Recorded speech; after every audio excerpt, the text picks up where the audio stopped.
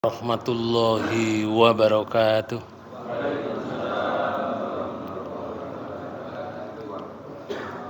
Bismillahirrahmanirrahim. Innal hamdalillah nahmaduhu wa nasta'inuhu wa nastaghfiruh wa na'udzu billahi min syururi anfusina wa sayyiati a'malina.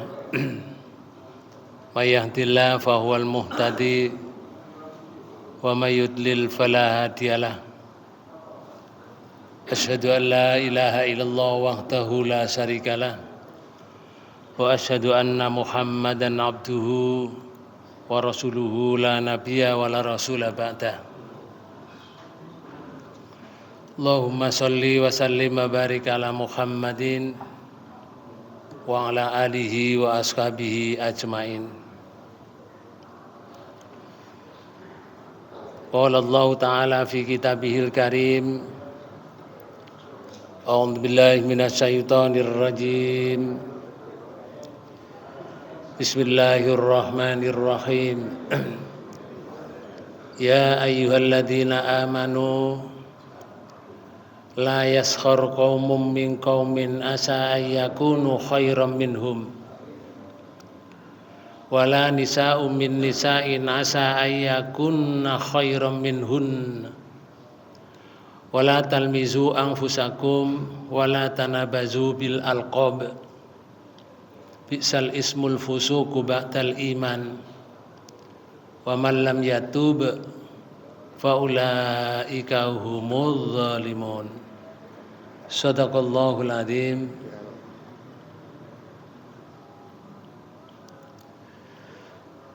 Hadirin hadirat Bapak Ibu yang dirahmati Allah, segala puji milik Allah yang telah memberikan kepada kita semuanya di detik ini. Kita semuanya dalam keadaan sehat, baik imannya, Islamnya, sehat jasmani dan rohaninya. Mudah-mudahan langkah kita semuanya dinilai oleh Allah sebagai amalan yang akan membawa kita menghadap Allah dalam keadaan husnul khotimah.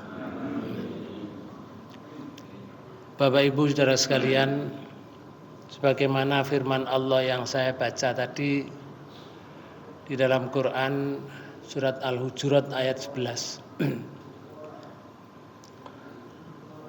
Di sini disebutkan oleh Allah,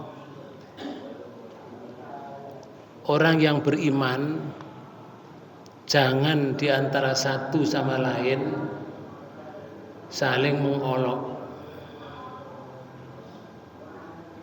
Dari kaum yang satu kepada kaum yang lain juga tidak boleh mengolok di antara satu sama lain. Wanita pun juga, kelompok wanita yang satu dengan kelompok wanita yang lain tidak boleh saling mengolok. Boleh jadi yang diperolok itu lebih baik daripada yang mengolokkan. Begitu juga wanita yang diperolok itu boleh jadi lebih baik daripada yang wanita yang mengolok-olok. Kemudian yang kedua, tidak boleh kita mencela diri sendiri. Mencela diri sendiri itu ya dirinya atau sesama muslim lainnya. Karena seburuk-buruk panggilan di sini disebutkan bi'sal ismul fusuku ba'dal iman. Seburuk-buruk panggilan itu panggilan yang buruk sesudah iman. Panggilan buruk sudah iman itu ya kafir, munafik, fasik, dan perkataan yang lain yang lebih buruk lagi. Allah menyatakan siapa saja yang tidak bertobat dengan perilaku yang demikian itu, maka mereka itu golongan orang-orang yang zalim. Faulaika humuz zalimun. Itu secara umum Bapak Ibu Saudara sekalian. Lalu ada ayat di dalam Quran surat Al-Hajj surat 22 di ayat 46 itu Allah menyatakan afalam yasiru fil ardi fatakuna lahum qulubu yaqiluna biha au adhanun yasma'una biha. Maka apakah mereka tidak berjalan di muka bumi lalu mereka mempunyai hati? Kalau melihat di muka bumi ada suatu kerusakan, kehancuran karena dihancurkan oleh Allah, atau akibat yang lain, dosa yang lain, lalu mereka mempunyai hati, yang dengan hati itu diharapkan untuk bisa mereka memahami, atau mempunyai telinga, yang telinga itu bisa untuk mendengar. Harapannya kalau diberi hati itu hatinya disuruh memahami keadaan, kalau diberi telinga, telinga disuruh memanfaatkan untuk mendengarkan suatu perkataan yang baik, pitutur yang baik.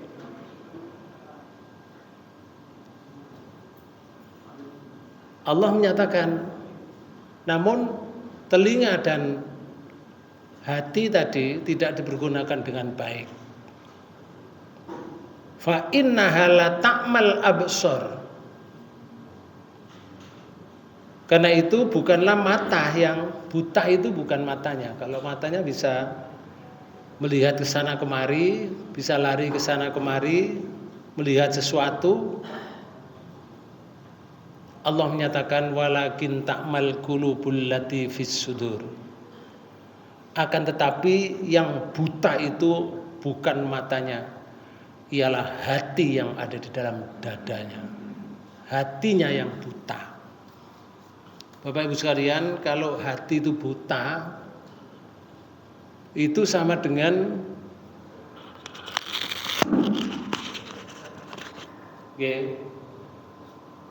sama dengan begini. Kalau di dalam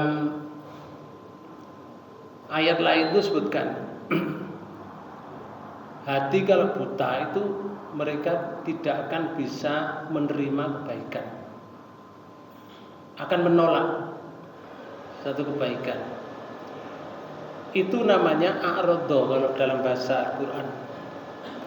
Karena itu kalau orang itu menolak, waman a'radha an dzikri, siapa yang berpaling dari peringatan Allah, peringatanku terus ya Allah,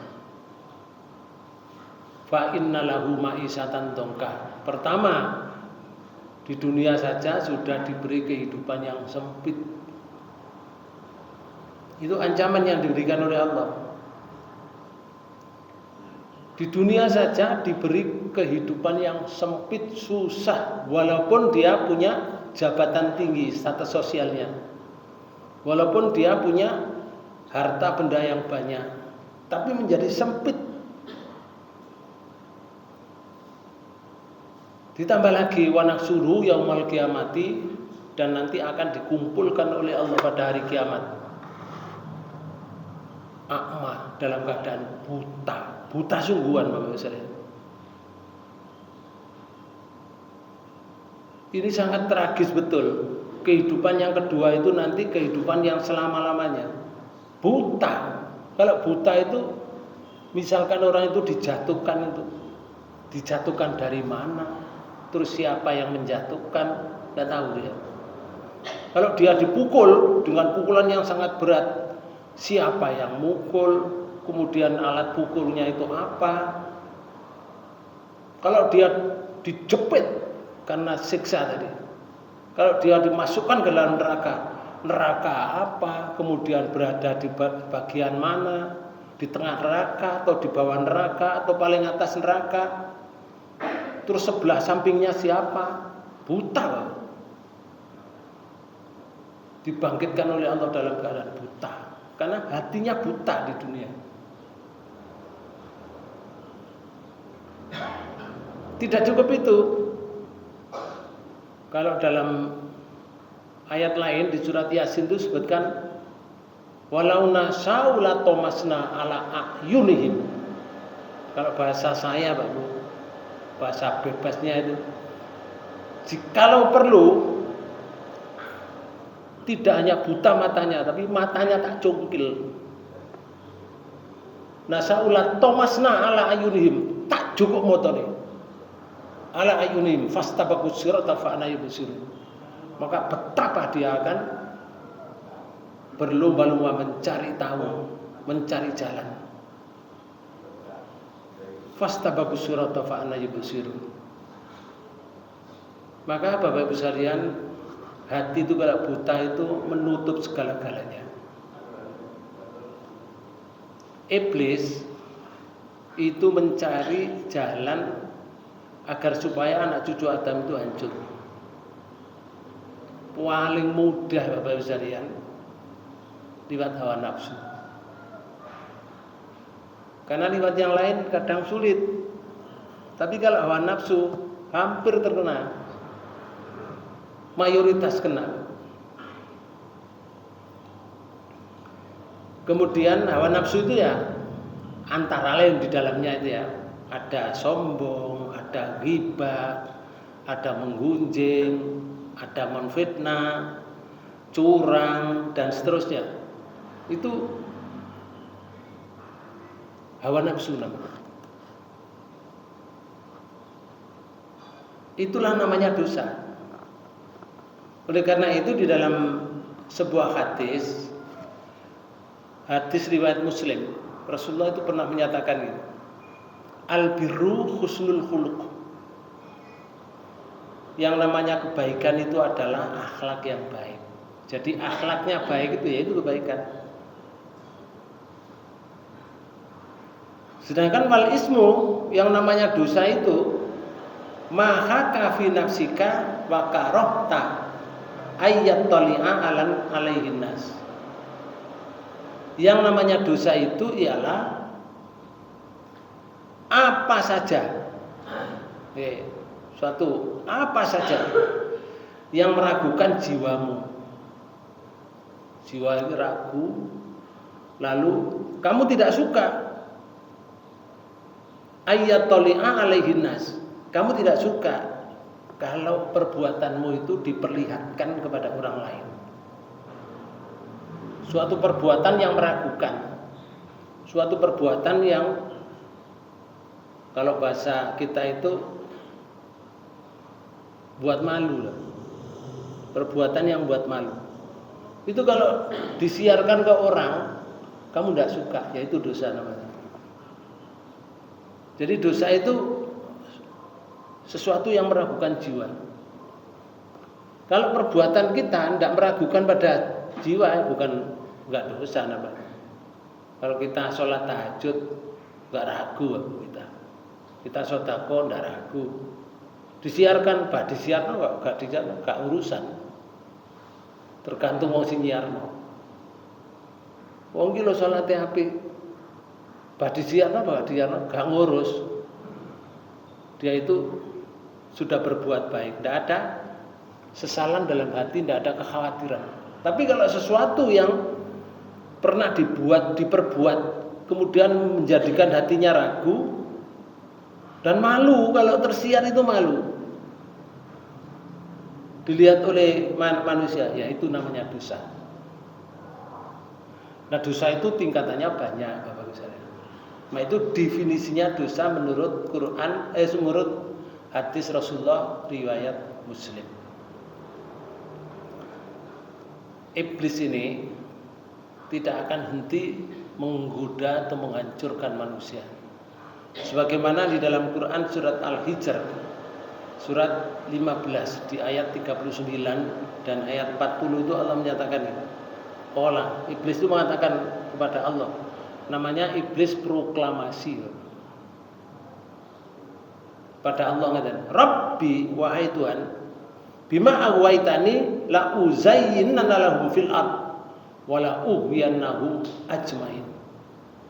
Wahai Tuhanku, oleh sebab Engkau telah memutuskan bahwa aku adalah golongan makhluk yang sesat, pasti aku akan menjadikan anak cucu Adam mereka memandang baik perbuatan maksiat.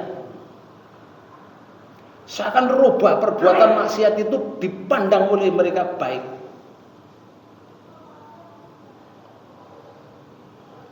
Lalu iblis menyatakan ini, wala ughwiyannahum ajmain. Dan sungguh pasti aku akan menyesatkan mereka semuanya. Subhanallah. Tekadnya luar biasa iblis. Proklamasi kepada Allah.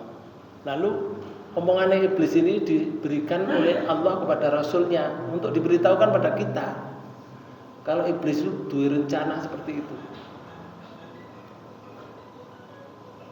Di sini disebutkan wala ughwiyannahum. Sungguh aku akan menghancurkan anak cucu Adam. Saya akan menjelem. Kalau bahasa kita ini lomprongno, mencelakakan. Saya akan menyesatkan mereka semuanya. Ajmain. Semua itu ya. Kalau jumlahnya 500 ya. Yang kena berapa berarti? Dari 500 itu kalau semuanya. Ya 500 kan. Saya ini jumlahnya penduduk di dunia itu berapa? Misalkan ada 9 miliar, semuanya kena 9 miliar. Cuma iblis mengakui sendiri di ayat 40. Illa ibadaka minhumul mukhlasin. Kecuali hambamu ya Allah yang mukhlis, yang ikhlas. Hambamu yang mukhlis atau yang ikhlas itu saya tidak mampu. Ikhlas itu berbuat hanya karena Allah, tidak ada tendensi yang lain. Perbuatannya hanya karena Allah. Orang memuji atau tidak dipuji tidak ngurus. Dipuji silakan, tidak dipuji tidak butuh pujian. Itu namanya ikhlas. Panjenengan datang pagi-pagi seperti ini, itu kalau ndak ikhlas gak iso teko. Atine ikhlas, budal nang masjid al-ikhlas pisan. Double Pak Bu. Ikhlas kagak banyak ini.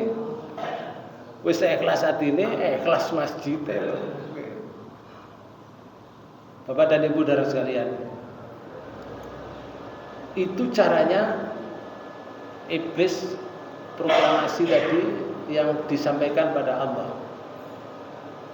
Ada hadis qudsi riwayat Ahmad juga menyatakan ini dari Abi Sa'id Al-Khudri, anna Rasulullah sallallahu alaihi wasallam.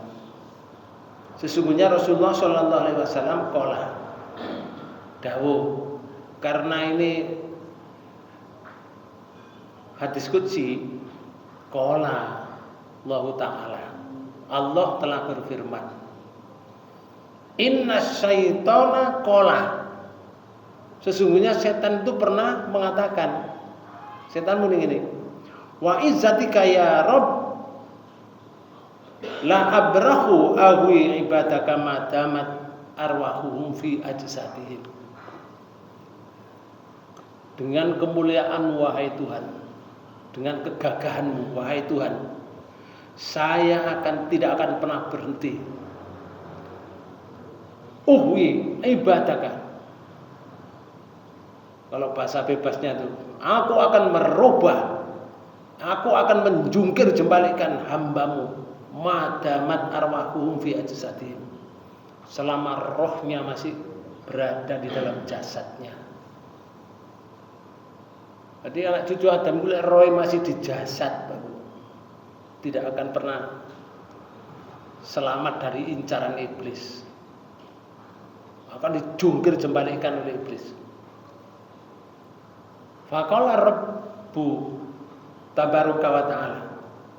Namun Allah sendiri yang maha memelihara itu, yang maha suci, yang maha tinggi,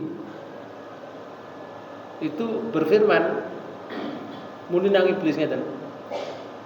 Wa izzati wa jalali. Demi kemuliaanku, demi kegagahanku wahai iblis. La azalu aghfiru. Aku tidak akan pernah berhenti aghfiru, memberikan ampunan lahum bagi hambaku anak cucu Adam. Tidak akan pernah berhenti memberikan ampunan. Tapi dengan catatan mastaghfiruni. Dengan catatan bagi orang yang mau minta ampun kepadaku. Di sini Bapak Saudara. Jadi Allah akan memberikan ampunan, tapi syaratnya minta ampun, bukan meneng. Kalau meneng ya gak diampuni, meneng enggak minta kok. Sing diampuni ya sing minta. Misalkan astagfirullahaladzim. Lah iku sing diampuni. Astagfirullahaladzim. Itu yang diampuni karena dia minta. Tapi kalau menenge glendem menenge gelenggem istilahnya bahasa mriki, ya gak diampuni oleh Allah. Walaupun ketoke melas Pak Bu. Melas tapi gak diampuni, enggak njaluk ampun. Jadi syaratnya minta. Di ayat lain aja Allah menyatakan gini. Ya Rasul, kalau ada hambaku bertanya tentang aku, ya, bertanya tentang aku, katakan aku dekat. Aku ini dekat. Karena aku dekat, aku mengabulkan doanya. Tapi dengan syarat, kalau hambaku minta atau berdoa kepadaku. Kalau tidak berdoa kepadaku, enggak saya beri, enggak doa kok. Meneng ya. Makanya ada usaha Pak. Kita ini ada usaha. Mulutnya usaha, gerakannya juga usaha. Kalau enggak ada usaha, meneng ya enggak diampuni. Yuk, doanya enggak diberi, enggak diterima. Enggak berdoa. Ngoten. Makanya Rasulullah itu berpesan ini, hati-hatilah kamu terhadap doanya orang yang madlum. Atas madlum. Orang madlum itu orang yang didolimi. Awas, doanya orang yang didolimi. Doanya. Orang didolimi gak doa, ya gak mengkhawatirkan. Didolimi sampai terdolim-dolimnya. Tapi wong gak ndonga meneng ae. Ya gak bahaya. Sing bahaya iku lek ndonga. Pas ndongane elek iki bahaya.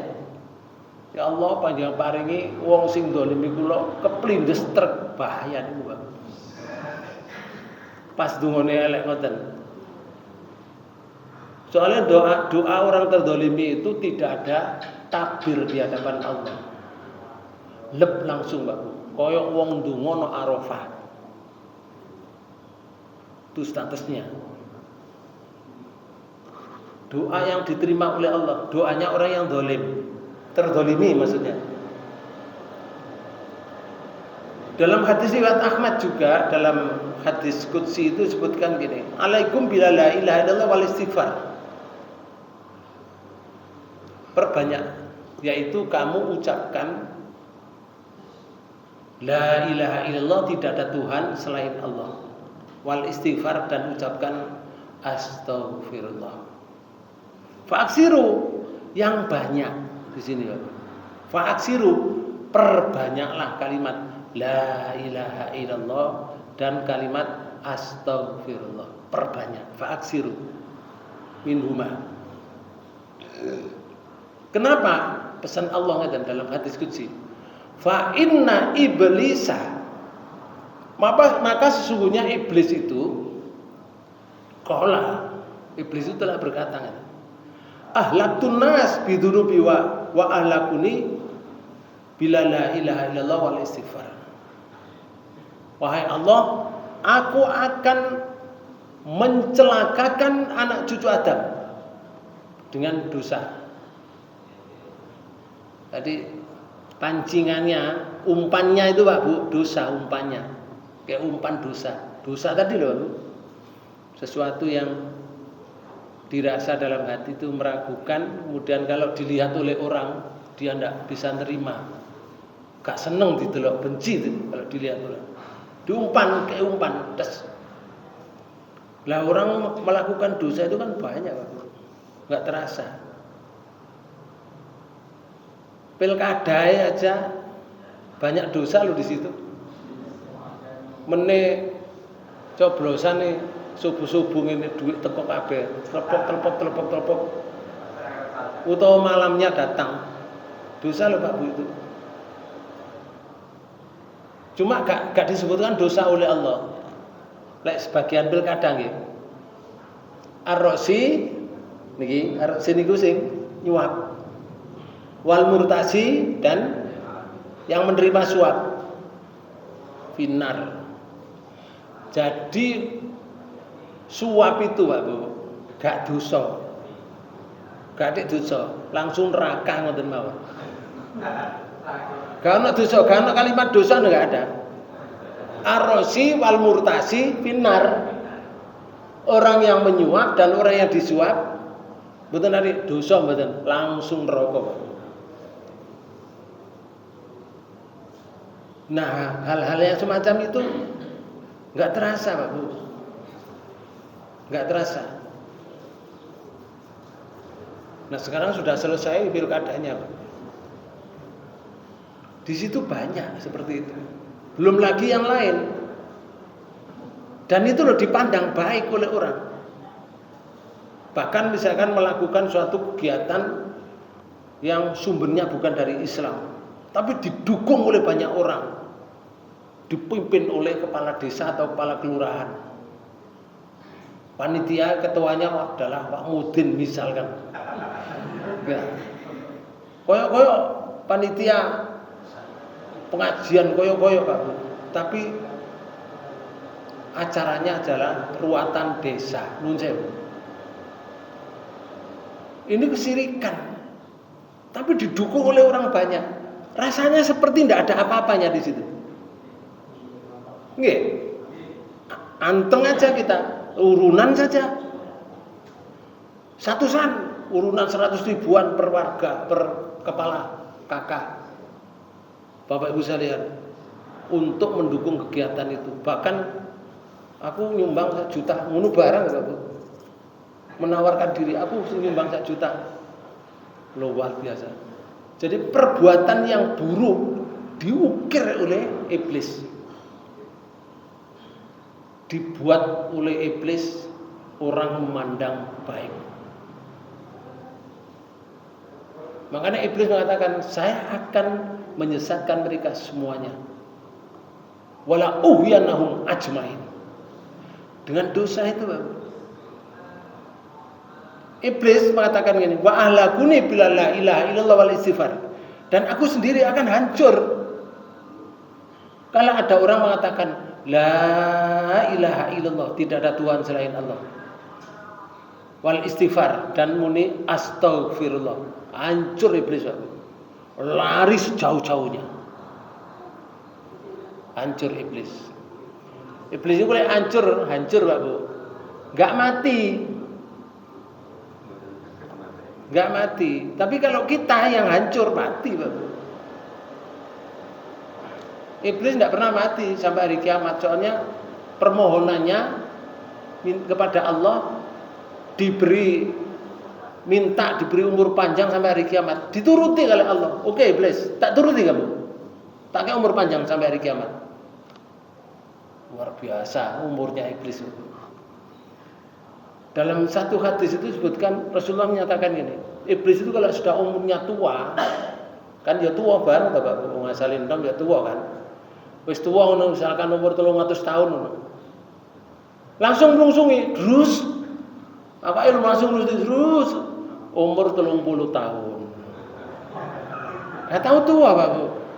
Mulai wis umur 150 tahun ngono, wis kata tua, langsung nglungsungi serut. Dadi 30 tahun. Terus ngoten niku sampai hari kiamat. Monggo awake dhewe dikek ngono ya apa kira-kira. Seneng gak kira-kira? Tambah betigasan, Pak Bu. Nggih. Kaya gak tau mati nggih dosa ae sing akeh. Ngoten lho. Wong dikek loro-lorone jek dosa dadane. Bapak dan Ibu saudara sekalian, iblis tidak berhenti di situ. Iblis mengatakan dalam hadis qudsi ini dinyatakan oleh Allah, "Falamma ra'aitu dzalika." Wahai Tuhan, kalau aku melihat orang mengatakan tidak ada Tuhan selain Allah dan mengatakan astaghfirullah, ahlaktuhum bil ahwa. Saya akan menghancurkan mereka, mencelakakan mereka dengan hawa nafsu. Nah ini Pak. Lek dosa gak kena hawa nafsu digawe. Digawe alat Pak. Saya akan belokkan kepada hawa nafsu karena di hawa nafsu itu kalau bahasa kita enggak ketara Pak Bu. Berbuat salah itu enggak ketara. Apa ketara itu? Yo gak ketara ngoten lho ya. Enggak terasa kalau dia itu berbuat salah. Ngoten. Wa hum yuksabuna annahum muhtadun. Dan mereka yang menuhankan hawa nafsu itu mengira yuksabuna annahum muhtadun, bahwa yang diperbuat adalah sebuah perbuatan yang dapat hidayah. Koyok-koyok bener ngoten. Koyok bener. Nggih. Penyaja merap hawa nafsu ya. Wong ku lek nuruti hawa nafsu iku lho, apa yang dilakukan itu koyok gak tahu salah Pak Bu, bener ae kan. Merasa dirinya itu yang benar ae. Wong narsis itu, orang narsis itu lah bener ae, merasakan dirinya benar saja. Padahal narsis itu salah. Orang marah muring-muring ya? Panjenengan pernah muring-muring? Sering. Bendina muring-muring ya. Oke, bolehlah kita muring-muring, tapi ngeten lho. Kapan waktu muring-muring dan kapan waktu gak muring-muring? Marah itu. Kalau dia marah tidak tepat pada waktunya, itu jeratan iblis. Contoh ya. Meletakkan sepeda motor, anak meletakkan sepeda motor di depan pintu. Semestinya sepeda motor itu sebelah sana, tapi nggak tahu di depan pintu. Terus marah, orang tuanya marah, duding, matamu gak ketok itu, misalnya, muring, nyandak jadak moto nih anak. Dan seterusnya. Pertanyaan saya, yang merasa benar itu anaknya atau bapaknya? Bapaknya. Kayak panjenengan dadi bapaknya ngoten merasa benar ya? Iya kan? Salah anak itu meletakkan sepeda. Bapak Ibu sekalian, itu bukan tempatnya marah. Diberitahu saja, nak, sepeda aja kayak kuno dek kono lho. Selesai sudah. Tapi kalau marah, iblis masuk. Dengan marah itu, orang yang marah out of control. Apa yang dikeluarkan itu tidak terkontrol. Out of control. Ucapannya pasti buruk. Semakin marahnya tambah, semakin buruk. Makanya wong marah niku lek ndudung mesti ngene, Bapak. Gak tahu ngene. Ada orang marah ndudung ngene. Kecuali tangannya puter. Mesti ndudung rono. Sing salah iku ana terus. Lek sing lanang, wong lanang marahi wong wedok, sing salah wong wedok. Lek wong wedok marahi sing lanang, sing salah Maulana. Begitu juga seterusnya. Bapak Ibu saudara, padahal marah itu loh salah. Marah itu salah. Ada orang minta pejangan pada Rasulullah, supaya saya itu selamat ya Rasul, panjangan pejang selamat dunia akhirat. Yang lain mboten niku mawon. Rasulullah nih, sana sini. Ditepuk pundake, latak dok. Jangan mudah marah ya, jangan mudah marah. Selamat kamu dunia akhirat. Bapak Ibu sekalian, orang marah itu bahaya, Bapak. Baik jadi pimpinan atau yang lain, marah itu pasti nanti out of control perbuatannya. Dan omongannya mesti elek nanti. Kapan marah? Lek anak gak sholat tepat pada waktunya marah, bener. Islam diinjak-injak marah, betul. Tapi lek masalah sandalai marah, itu sih gak oleh, Pak. Betul. Itulah namanya penyakit hati. Ada ilustrasi, Pak Bu, sebuah dialog antara seorang murid dengan syekh atau guru. Guru kan syekh namanya. Jadi syaihu itu guru. Jadi syekh itu guru. Kalau saya jadi guru berarti Syekh Abdul Wahid. Syekh namanya syaihu. Yeah. Sang murid itu tanya pada guru ini, Syekh, wahai guru, bukankah zikir itu bisa membuat seseorang lebih dekat dengan Allah? Zikir baik la ilaha illallah atau astagfirullah. Dan setan akan terusir menjauh dari dirinya. Jadi ini guru nih, betul anakku, betul muridku. Jawab sang gurunya begitu. Namun kenapa, wahai Syekh, masih banyak orang yang rajin berzikir, astagfirullahnya rajin, la ilaha illallah rajin, subhanallah rajin, tapi masih sering tergoda oleh setan. Orang dikira lo rajin, tapi masih sering tergoda oleh setan. Jadi ini muridnya kata. Apa kata gurunya begini? Begini anakku, muridku, mengusir setan itu seperti mengusir anjing. Kalau kita hardik anjing, maka ia akan lari menyingkir sejauh-jauhnya.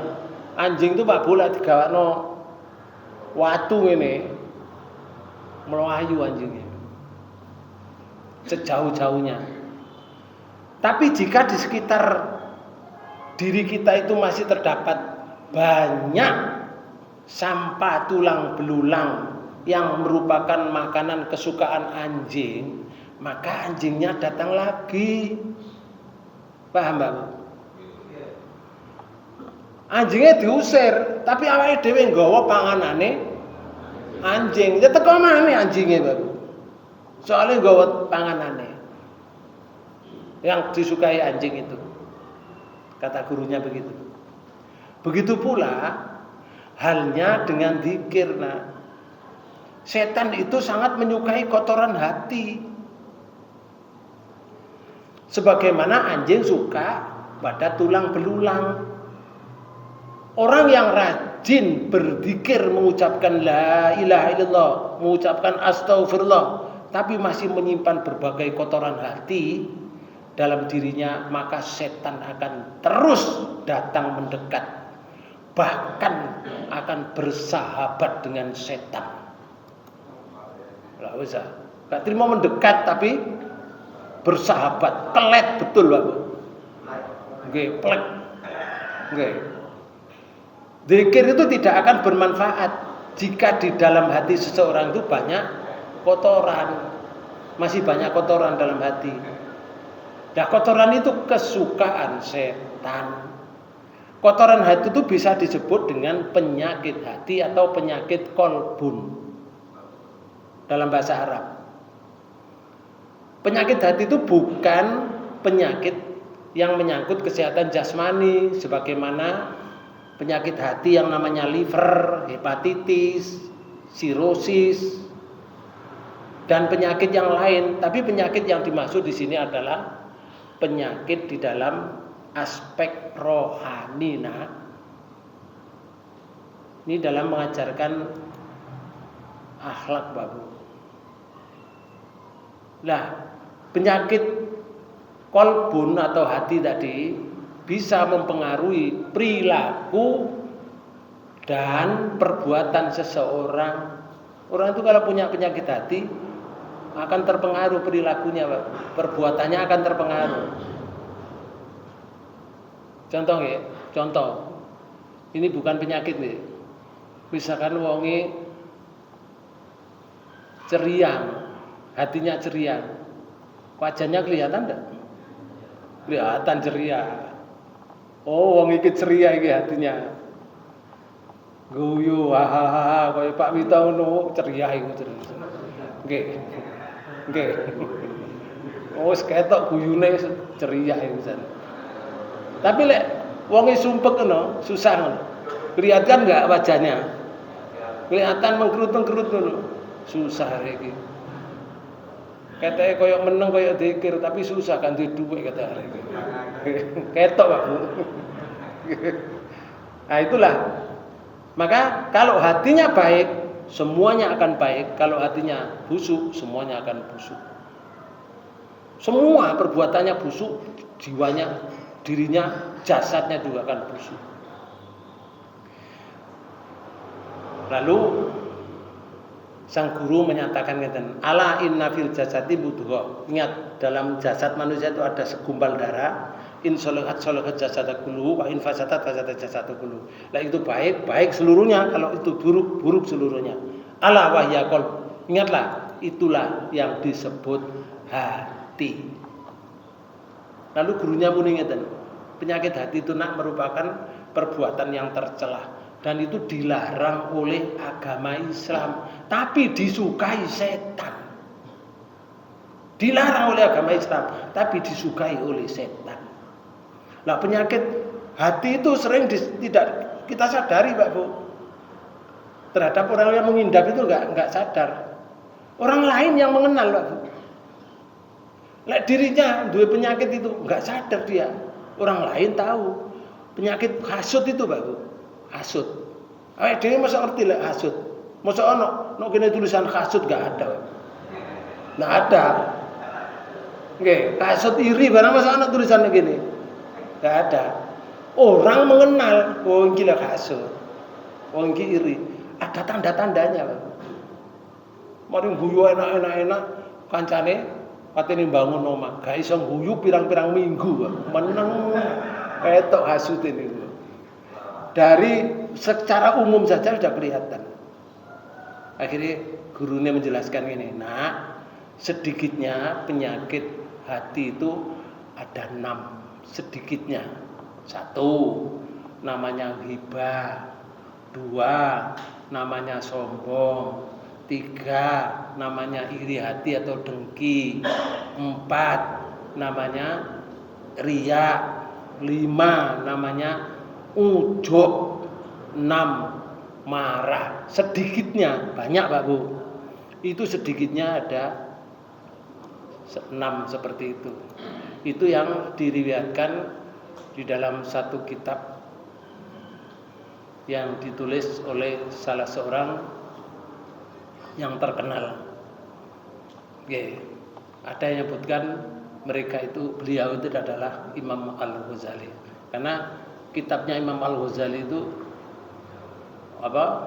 kalau bicara dengan akhlak itu memang faknya di situ, Bapak Ustaz. Namanya Ihya Ulumuddin. Bapak dan Ibu saudara sekalian, apa sih ghibah itu? Apa sih riya itu? Apa sih sombong itu? Terus bagaimana akibatnya? Bapak Ibu sekalian, kalau hari ini dijelaskan, yo ndak nutut waktunya, Bapak. Usamine kei dadano. Ya insyaallah pada waktu dan gelombang yang sama. Insyaallah bertemu lagi kalau kita diberi sehat oleh Allah. Mudah-mudahan diberi sehat dan diberi umur panjang oleh Allah, sehingga kita tetap beribadah kepada Allah dan pada akhirnya husnul khotimah. Wis dilakone urip ngene dilakone, sesuai lak mati ya, Pak. Enggak kerasa loro mati. Nah, mati yang diharapkan adalah yang husnul khotimah. Pun sampeyan mawon disambung insyaallah pada waktu dan gelombang yang sama. Kurang lebihnya mohon maaf. Kita tutup pertemuan ini dengan bacaan hamdalah. Alhamdulillah. Amin. Subhanakallahumma rabbana bihamdika asyhadu an la ilaha illa anta astaghfiruka wa atubu ilaik. Assalamualaikum warahmatullahi wabarakatuh.